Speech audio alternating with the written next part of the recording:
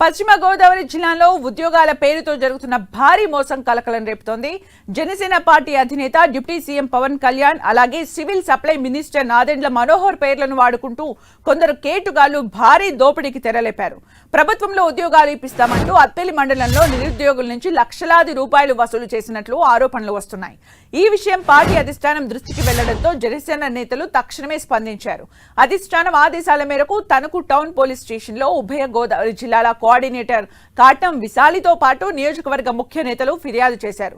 Party పేరు చెడగొడుతూ నిరుద్యోగుల జీవితాలతో ఆడుకుంటున్న వారిని వదిలే ప్రసక్తే లేదని జనసేన నేతలు హెచ్చరిస్తున్నారు.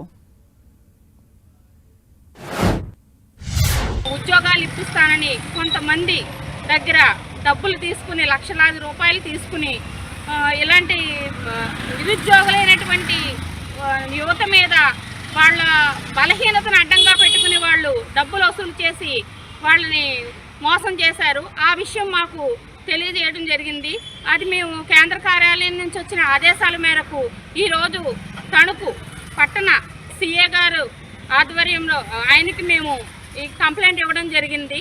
ఇలాంటివి ఏ ఒక్కరూ కూడా ఇలాంటి మోసాలు చేయకూడదని, మరీ రిపీట్ అవ్వకూడదనే ఉద్దేశంతో ఆయన వాళ్ళ యొక్క పేరును దుర్వినియోగం చేస్తున్నారు వీళ్ళు. అది చాలా తప్పని తణుకు జనసేన పార్టీ నుంచి తీవ్రంగా ఖండిస్తూ బాధ్యులను శిక్షించి బాధితులను రక్షించాలని ఈరోజు మేము ఈ కంప్లైంట్ ఇవ్వడం జరిగింది.